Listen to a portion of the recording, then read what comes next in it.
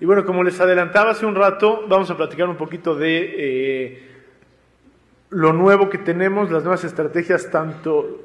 obviamente de tratamiento, que así se llama la plática, fármacos innovadores, pero que obviamente estas derivan de las nuevas técnicas que tenemos para el diagnóstico de los pacientes con cáncer de pulmón. Recordar que el cáncer de pulmón es una enfermedad universal, se presenta prácticamente en todas las latitudes, y obviamente en países más desarrollados, Norteamérica, Europa, Australia, la incidencia es mayor y en otros países es menor. Y lo que es relevante es el impacto que tiene en la mortalidad y la supervivencia a 5 años. Incluso con las mejores tecnologías, con los mejores métodos diagnósticos y tratamientos, la supervivencia a 5 años en algunos casos sobrepasa el 20%, pero prácticamente en todos los casos se queda entre el 10 y el 15% y en algunos lugares incluso menor. Como les señalaba, en muchos lados el cáncer de pulmón es la principal causa de muerte por cáncer, así es en Norteamérica y en Europa del Este, y suma más muertes que otros tumores que a veces se les da incluso mayor importancia: cáncer de mama, cáncer de colon, cáncer de próstata, y no nada más cada uno de ellos, sino todos ellos juntos. Se registran casi 200,000 nuevos casos al año, esto es en Estados Unidos, y aquí vemos otra vez graficado: la línea amarilla son los casos y la azul son las muertes, y vemos cómo cáncer de mama y cáncer colorectal, aunque se diagnostican más que otros tumores, más en este caso el cáncer de pulmón, se curan la mayor parte de los pacientes. No así en cáncer pulmonar, donde la relación incidencia-mortalidad es casi de 1, y esto habla de que es un tumor que, además de que es muy frecuente, es muy letal. Entonces tenemos estas cifras que son muy relevantes, y yo diría que más que relevantes son muy alarmantes. Suma el 13%, el cáncer de pulmón suma el 13% de todas las muertes, de todas las causas de cáncer, pero casi el 20% de las muertes por cáncer, con estas cifras que vemos aquí reportadas. Y lo que les señalaba hace rato, el tabaquismo es la principal causa de muerte, la relación en hombres es del 90%, en mujeres es del 80%, es la principal causa de muertes en general en hombres, y en mujeres en estos rangos de edades también es la principal causa de muerte. Más alarmantes aún, la incidencia. Recordemos que la incidencia de cáncer de mama, cuando mucho en los grupos de mayor riesgo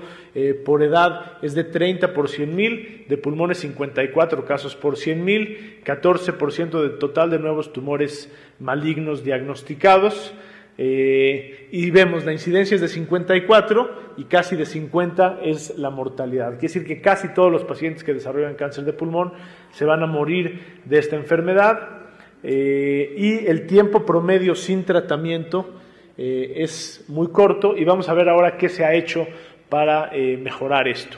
Ya les señalaba yo que es la primera causa de muerte en hombres en México y la cuarta en mujeres. Y siempre que hablamos de cáncer de pulmón hay que señalar el tabaquismo, y esto es para insistir no nada más en ustedes, sino ustedes que van a seguir viendo pacientes. Siempre que se hable de cáncer de pulmón, no se puede dar una plática de cáncer de pulmón, no se puede hablar con un paciente con cáncer de pulmón sin tocar el tabaquismo. El tabaquismo causa una muerte cada 10 segundos, 3 millones de muertes al año, pero esto va incrementándose hasta que llegue a ser de 10 millones en el año 2020. La mitad de la gente que fuma se va a morir por alguna enfermedad relacionada al cigarro, el 30% de todas las muertes por cáncer tienen que ver con el tabaquismo, y obviamente el 85% de los pacientes que mueren por cáncer de pulmón tienen el antecedente del tabaquismo. Y esta tomografía me gusta mucho porque es una tomografía donde se ve prácticamente un paciente que no se puede curar de un cáncer de pulmón localmente avanzado, y acá vemos la cajetilla de cigarros en la bolsa del paciente. Esta es una relación directa entre el cáncer de pulmón y el tabaquismo. Como señalábamos, la mayor parte de los pacientes van a requerir terapia sistémica porque se diagnostican en etapas avanzadas, y esto habla de un número muy grande de pacientes que se van a estar tratando cada año. Como en otros tumores, y cáncer de pulmón no es la excepción, el estadio, la etapa clínica en la que se encuentra el paciente al tiempo del diagnóstico, es el factor pronóstico de supervivencia más importante. Vemos que los pacientes en etapas tempranas tienen mejor supervivencia y esto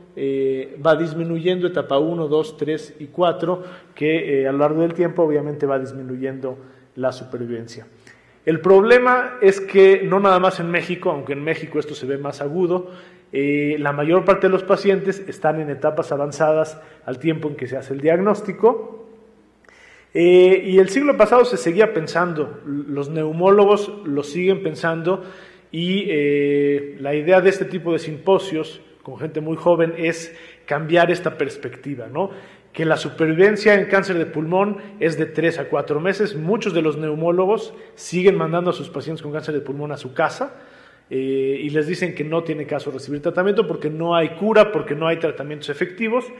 y siempre dicen que esto es independientemente de que reciban o no tratamiento y que el manejo es paliativo, solamente controlar síntomas, evitar o demorar las complicaciones y obtener una calidad de vida aceptable. Y se señala o se percibe que el tratamiento oncológico tiene poca utilidad. Estos son estudios muy viejos que de hecho ya no se hacen, es un metaanálisis publicado en el 2004, ya hace prácticamente 10 años,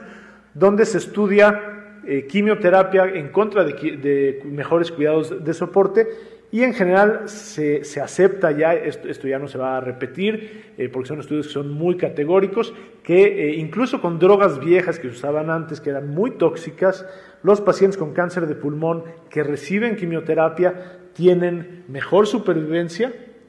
a 1 año, a 2 años y tienen mejor calidad de vida que los pacientes que no reciben quimioterapia. Y esto estamos hablando de terapias de hace 15, 20 años, publicado hace 10 años, y esto obviamente ha cambiado. Tenemos ahora una variedad de agentes quimioterápicos, de agentes antineoplásicos, que conociendo prácticamente toda la cadena de replicación del ADN que es esencial para la supervivencia de las células, pues actúan a diferentes niveles, ¿sí? Y sabemos cómo usarlas y cómo combinarlas cada vez mejor. Hay cada vez mejores drogas que se usan alrededor de la quimioterapia para evitar la toxicidad y esto nos ha permitido que en los 70s teníamos drogas muy tóxicas de primera generación que eran tóxicas, poco efectivas en cáncer de pulmón y con el tiempo las drogas de segunda generación y luego las de tercera generación que han ido cambiando un poco la perspectiva. Esto ha ido innovando, pero vemos que esta innovación ha sido una innovación lenta. 10 años, otros 10 años, otros 10 años, aprobación de drogas que finalmente nos dan un beneficio discreto y posteriormente la combinación de estas drogas de tercera y de segunda generación con derivados de platino, que se ha demostrado que esta combinación es la piedra angular, podríamos decir, es el tratamiento estándar de quimioterapia del cáncer de pulmón y hay muchos trabajos publicados buscando una combinación que fuera mejor que la otra, pero prácticamente vemos, este es un estudio de 4 brazos, combinando algún derivado de platino con drogas de tercera generación, y vemos que prácticamente todas se comportan igual, estableciendo que cualquiera de estas combinaciones es prácticamente igual en pacientes con cáncer de pulmón. Ahora, no todos los pacientes con cáncer de pulmón son iguales, y no todos los tumores pulmonares son iguales. La primera diferencia que podemos hacer es obviamente carcinoma pulmonar de células pequeñas, que es una entidad aparte y que no es de la que estamos hablando ahorita, y el carcinoma pulmonar de células no pequeñas, que tradicionalmente lo dividimos en 3, adenocarcinoma, carcinoma epidermoide de células escamosas y el carcinoma de células grandes. Obviamente no hablamos de células pequeñas porque no es este el foro. Y es importante la clasificación histológica, histopatológica, y cada vez vemos que los patólogos tienen que estar más al día con estas clasificaciones porque no es lo mismo que nos digan carcinoma pulmonar y nada más, porque eso no nos dice mucho y vamos a ver un poco más adelante cómo cada una de las variedades de carcinoma, de adenocarcinoma y que nos digan si es bronquiolo alveolar o no es bronquiolo alveolar, porque se comportan diferentes y porque responden en forma diferente a los tratamientos. Y más aún, como vamos a ver un poquitito más adelante, los adenocarcinomas tampoco todos son iguales. El acinar, el papilar, el sólido y el bronquiolo alveolar también tienen sus subdivisiones que nos permiten ir dividiendo cada uno de los tumores en cada uno de los pacientes, junto con sus características clínicas y biológicas, para en base a esto poder establecer el tratamiento correcto. Y sin hacer demasiadas divisiones, demasiados estudios biológicos y demasiados estudios moleculares, simplemente con saber si es epidermoide o adenocarcinoma, ya podemos saber cuál puede tener mejor supervivencia, cuál debe tratarse con qué tipo de fármaco y cuál debe tratarse con otro tipo de fármaco, si es bronquiola alveolar o no, cuál es el pronóstico que va a tener el paciente, y si se debe o no combinar con derivados de platino, por ejemplo, si tienen que dar tratamientos muy agresivos. Y todo esto es el tratamiento moderno del cáncer. Evaluar primero al paciente con el tumor que tiene, meter esto en un prisma para ir dividiendo y estudiar no nada más las características del paciente, sino las características de la enfermedad. Y esto de la enfermedad se puede hacer un análisis mucho más fino para sacar y dividir cada uno de los diferentes tumores que tiene el paciente. Y esto nos ha permitido incorporar, como decía la doctora Gerson temprano, la genómica, las células normales de los pacientes, la proteómica, para finalmente darnos un tratamiento más efectivo y menos tóxico, sin dejar de lado las características de los pacientes y otros factores de riesgo, que como vamos a ver en cáncer de pulmón, si el paciente fumó o no fumó tiene que ver, si es hombre o es mujer, si es grande o es viejo, si es asiático o es caucásico, y todo esto tiene que ver para que podamos tomar una decisión mucho más orientada en cada uno de los pacientes con la enfermedad que tiene. Entonces, lo que hacemos, y no nada más en cáncer de pulmón, lo estamos haciendo cada vez más. El doctor Weiss ya nos decía en la plática anterior que lo que hemos ido haciendo es ir de lo simple y general. Antes decían, tiene cáncer, no, pues ya se va a morir, pobrecito. Ahora ya no lo vemos de esa forma. ¿Qué tipo de cáncer es? ¿Qué tiene? Y entonces vemos este cuadro que está muy bonito, pero si nos acercamos, vemos el detalle un poco más fino. Y nos podemos ir acercando más a este detalle más fino y ver que finalmente es un mosaico lo que estamos viendo, y cada una de estas cosas es lo que nos puede dar la diferencia en el tratamiento de cada uno de los pacientes que estamos viendo. Y conocemos ya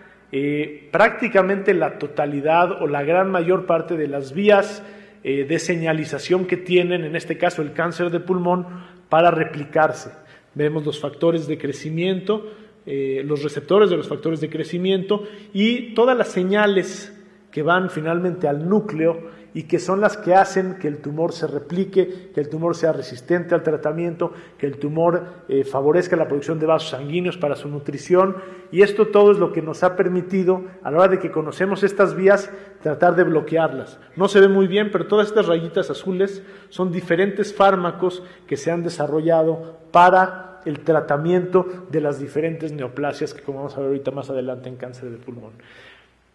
Como señalábamos, la angiogénesis es un aspecto fundamental, no nada más en cáncer de pulmón, sino en todos los tumores. Y aquí vemos en forma muy general y a lo mejor muy de lejos cómo el tejido normal tiene una red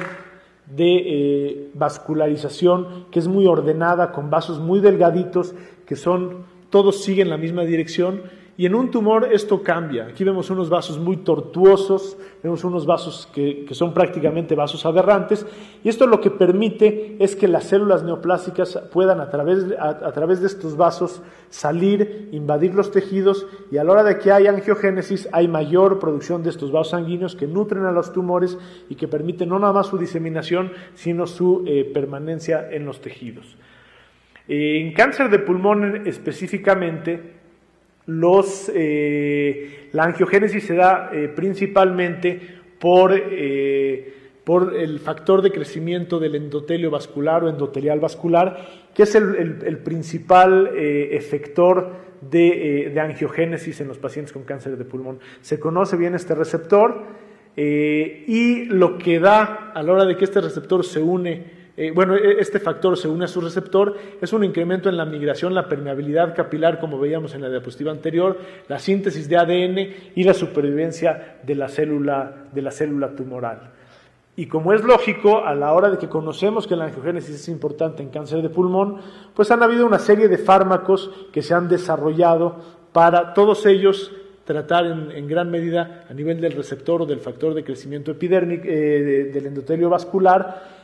bloquear esta angiogénesis como parte del tratamiento de estos tumores. Muchos de estos estudios están en fase 2 y en fase 3, algunos en fase 1, y el único aprobado actualmente para el tratamiento es el bevacizumab, que ya es un medicamento que se usa en forma cotidiana y que es comercial para el tratamiento. Estos son los primeros estudios, cómo vemos los vasos sanguíneos tortuosos y vemos la proliferación exagerada de estos vasos sanguíneos,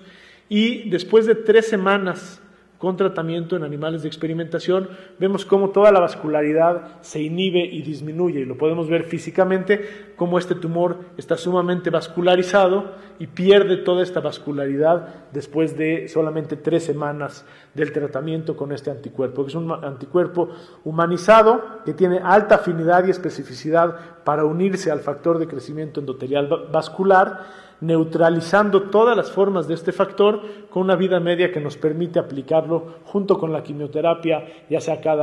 en algunos esquemas cada semana, en algunos esquemas cada 2 o hasta cada 3 semanas.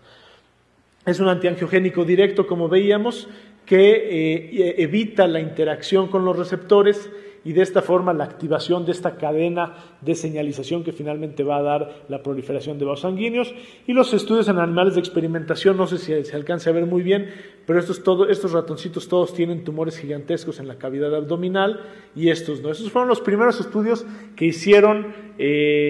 que el tratamiento con bevacizumab se pudiera progresar a una fase 1, fase 2 y posteriormente a fase 3, como este estudio, donde en combinación con quimioterapia, con carboplatino y paclitaxel, que es uno de los estándares de tratamiento en cáncer de pulmón, pues hay una mejoría a la hora de agregar el bevacizumab, con un incremento absoluto de un poco más de 2 meses de supervivencia, con una P muy significativa, pero lo que es también relevante es que el número de pacientes que están vivos a 2 años es mayor en el grupo de pacientes que reciben el anticuerpo en comparación con el grupo que no lo reciben. Otro de los receptores o de los factores importantes en el crecimiento de los tumores pulmonares es el factor de crecimiento epidérmico. Uno podría pensar que como es epidérmico se expresa en los carcinomas epidermoides, que también, pero específicamente en los adenocarcinomas, las mutaciones de este receptor y la sobreexpresión se presentan en el 35-80% de los casos, se activan los receptores y finalmente esto estimula el crecimiento celular neoplásico, y esto es muy fácil de identificar en estos casos por inmunohistoquímica. Hay 2 terapias biológicas efectivas en cáncer de pulmón contra este receptor del factor de crecimiento. Una es con anticuerpos monoclonales, el aprobado actualmente es el cetuximab, que lo que hace es bloquear la unión del factor con el receptor, se une al receptor, evita la dimerización de este y evita finalmente la señalización celular y también la proliferación celular y la supervivencia. Y los otros son los inhibidores de tirosinosinasa, que se unen a la parte intracitoplasmática. Este es el citoplasma, esta es la membrana y aquí es afuera de la célula, y entonces a la hora de que se une en la parte intracitoplasmática bloquea la transducción de señales y finalmente también evita esta señalización celular y aumenta y disminuye la proliferación celular y la supervivencia de estas células neoplásicas. El cetuximab, como veíamos, es igual, un anticuerpo, es 95% humano, 5% murino, y lo que hace finalmente es inhibir la fosforilación, o sea, esta cadena que veíamos de señales hacia el núcleo, por la unión competitiva con el dominio extracelular, y así evita que la fosforilación intracelular pueda seguir mandando la señal. Los primeros estudios en líneas celulares y en genoinjertos de adenocarcinoma, vemos cómo la combinación, esta es la célula sin tratamiento, esto es con cisplatino, esto es con el cetuximab, y en rojo vemos la combinación de este fármaco con quimioterapia inhibe en forma muy importante la proliferación celular. De igual forma, con otros antineoplásicos lo hace de igual manera. Y después de estudios fase 1 y fase 2, finalmente también tenemos un estudio fase 3, donde la combinación de cetuximab en pacientes con adenocarcinoma en combinación con quimioterapia, vemos que también aumenta en forma significativa, estadísticamente significativa, la supervivencia global y también discretamente la supervivencia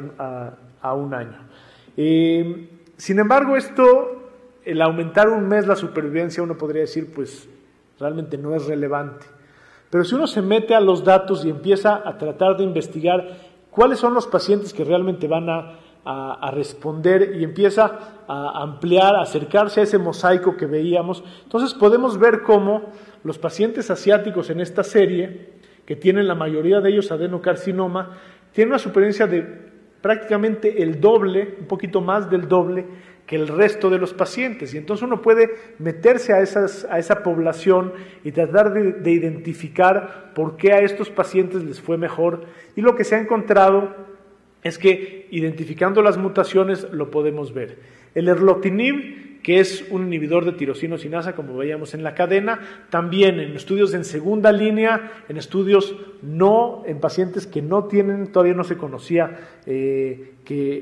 las diferentes mutaciones que se pueden identificar, pues también mejora la respuesta y la supervivencia, pero también es una mejoría un poquito discreta, podríamos decirlo así. Ahora, si personalizamos ese tratamiento y nos metemos a la población y podemos identificar qué paciente realmente es el paciente que se va a beneficiar, entonces podemos ver cuál no va a tener beneficio ni toxicidad, pero cuál sí va a tener beneficio con muy poquita toxicidad y cuál realmente es el paciente que se va a beneficiar de esto. Y esto lo podemos hacer con biomarcadores de respuesta. Hay algunas características clínicas que nos ayudan. Ya veíamos lo de asiáticos y no asiáticos, fumadores y no fumadores, hombres y mujeres, pero esto es también un poco burdo. Las características clínicas nos orientan, pero no nos dicen específicamente quién lo puede hacer. Lo que sí se puede hacer es hacer un análisis mucho más fino y poder identificar los diferentes subtipos moleculares y las mutaciones que tienen los pacientes con técnicas que actualmente ya son disponibles, que nos dan los diferentes laboratorios y que haciendo estudios costo-beneficio se ha demostrado que ya son costo eficaces y que esto nos permite realmente saber qué paciente se va a beneficiar. En el año 2000, estudiar el genoma humano, el genoma de una persona, tardaba 12 años y costaba esta cifra, que esa es la cifra que estamos esperando en la Asociación Mexicana de Lucha contra el Cáncer llegar a tener. Estamos cerca, pero todavía no. 10 años después, nos tardamos 12 días y cuesta menos, ya no cuesta, ¿qué es eso? $1.800.000, ya cuesta $20.000 y actualmente cuesta 3 días y cuesta $3.000, ¿sí? Entonces este tipo de abordajes nos permiten tener mejores resultados e identificar mejores pacientes para tratamiento y así tenemos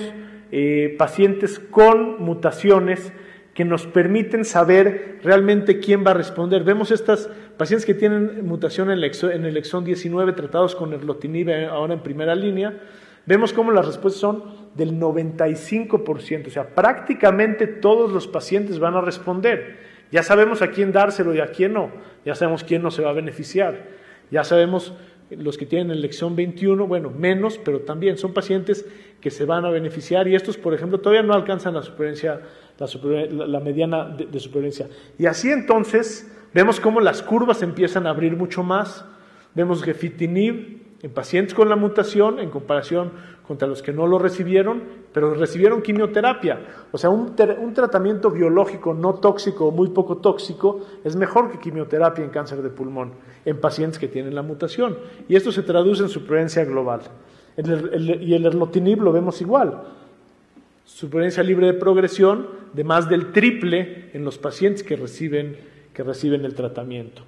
Ya para terminar, otra mutación que se ha encontrado, que es muy rara, menos del 5% de los pacientes, es esta mutación ALK, pero hay un medicamento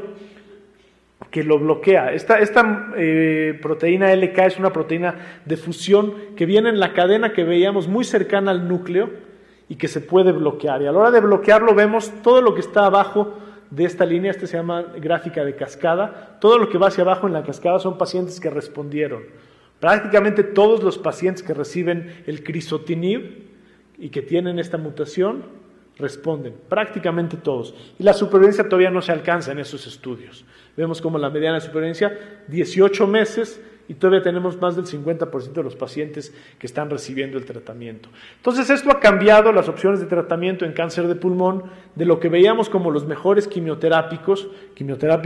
de tercera generación que veíamos, a lo que tenemos ahora, medicamentos ya aprobados y otros más que vienen en camino y que nos van a permitir, junto con el estudio específico de cada uno de los pacientes, poder cambiar la supervivencia, que en los 50 era de 3 a 4 meses, en los 80 mejorábamos 1 mes o 2 meses, otro poquito, a 6 a 9 meses, a 11 meses, pero ahora vemos supervivencias mayores a 15 meses, 18 meses en pacientes con cáncer de pulmón metastásico, que si lo comparamos con lo que había hace 50 años, pues son 4 veces la supervivencia que teníamos en aquella ocasión. Y nada más para terminar, otra vez insistir en que lo más importante y donde realmente podemos impactar más es en evitar el tabaquismo. Muchas gracias.